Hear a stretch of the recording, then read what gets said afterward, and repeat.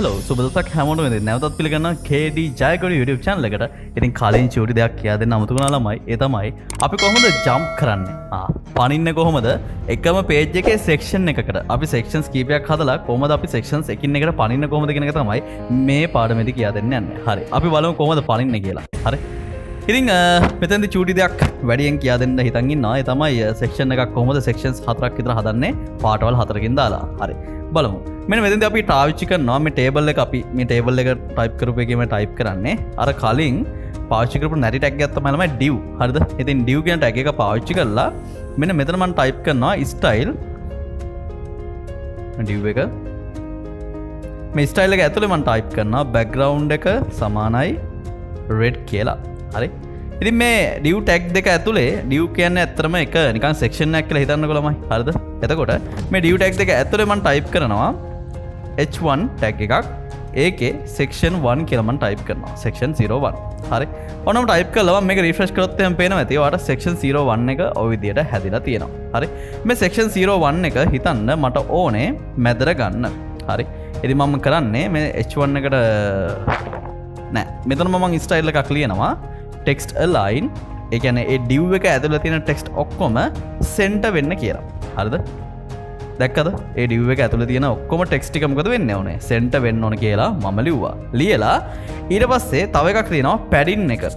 ඒ div එක ඇතුළේ padding එක 40යි pixels දෙන්න කියලා. දීලා දැක්කද? එතකොට ඔන්න ඔය විදියට අර ඇතුළතින් padding එකක් අන්න add වෙනවා.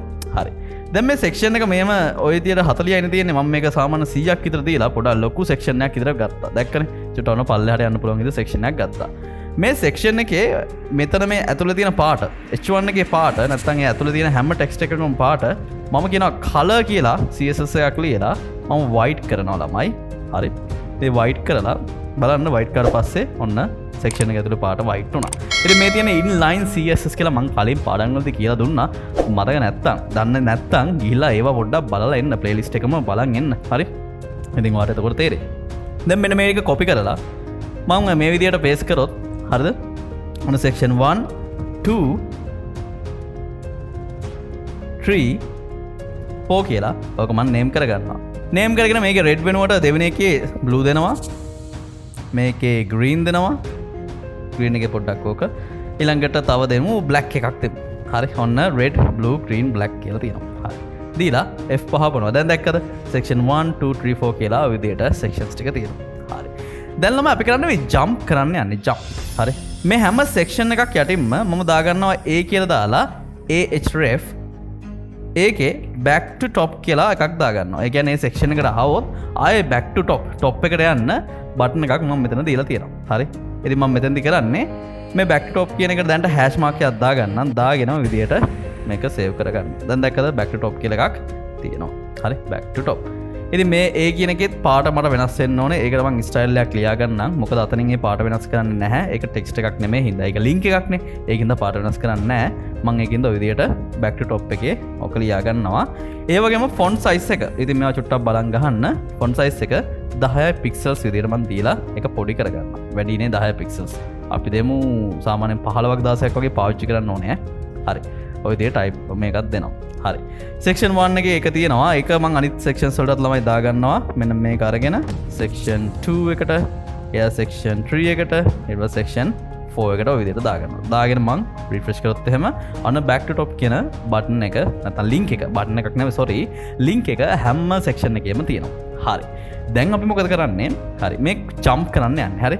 මම දැන් උඩට ගිහිල්ලා උඩ menu එකේ අර BR එක තියෙනවනේ අපි type කරපු අන්න ඒක චුට්ටක් පල්ලෙහායින් මම මෙන්න මේ විදියට A කියලා type කරලා ahref එකම තමයි. හරිද? මම මේක මැද ලියනවා section 1 කියලා. go to section 1. හරි. ඊට පස්සේ ඒක මම ඇතුලේ hash එකක් ලියලා section 1 කියලා ලියනවා. hash mark එක දානවා. හරි. කලින් නිකන් hash එක දැම්මේ දැන් hash mark එක දාලා section 1 කියලා ලියනවා. හරි. ඊට පස්සේ go to section 2. හරි කොපි කරගත්තා මේක hash section 2. හරි. ඊට පස්සේ මේක section 3 section 3 කරන වේ මොකද්ද කියන්න මන්ද කියලා පස්සේ තේරිය. හරි. දැන් refresh කරලා බලනවා. බලන්න section 1 section 2 section 3 section 4 කියලා දෙන්න ඕනේ. මොන්න 4 කියලා මේක වෙනස් කරා. මේකත් 4. දැන් බලන්න ඔන්න 4. දැන් මම මේ section 1 ක්ලික් කරා කියලා section 1 උඩ වෙනස් වෙනවා index.html එකේ #section 2 ඔන්න ට්‍රික් ක්ලික් කරපුවම section 3 section 4 කියලා වෙනස් වෙනවා. හැබැයි මුකුත් වෙන්නේ නැහැ නේද? ඒක ජම්ප් කරන්නේ නැහැ. මට වෙන්න ඕනේ එතන ක්ලික් කරාට පස්සේ මේක ක්ලික් කරාට පස්සේ මෙන්න මේ section 1 එකට යන්න. හරිද? මේක ක්ලික් කරාට පස්සේ section 2 එකට යන්න. මේක ක්ලික් කරාට පස්සේ section 3 එකට යන්න. මම චුට්ටක් ලොකු කරගන්නම්කෝ. හරිද? දැන් section 1 එකටවත් 2 එකටවත් 3 එකටවත් කොහෙටවත් යන්නේ නැහැ. හරි. දැන් මම මොකද කරන්නේ? මෙතන මේ section 1 විදියට දාලා තිබ්බට වැඩක් වෙන්නේ නැහැ ළමයි. අපි ඒ අදාළ section එකේ හරිද? ඒ section එකට අපි පාස් කරන්න ඕන attribute එකක් id කියලා.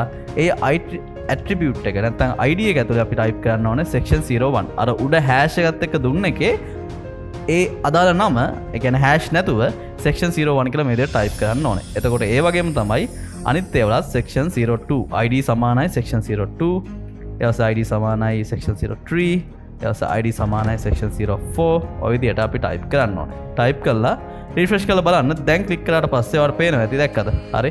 section 3 section 4 ඔය විදිහට අපිට යනවා. හරි. දැක්කද? section 1 click කරපුවාම section 1 එක තියෙන පටන් ගන්න තැනට යනවා. හරිද? section 2 එක පටන් ගන්න තැනට යනවා. section 3 එක පටන් ගන්න තැනට යනවා. section 4 එක පටන් ගන්න තැනට යනවා. හරි. ඔය විදිහට තමයි සාමාන්‍යයෙන් අපිට පෙන්වන්නේ. හරි. ඉතින් මේ තමයි section wise එක page එකක් තුළ sections අපි බෙදනවා නම් sections වලට යන්න කියලා කියන විදිය.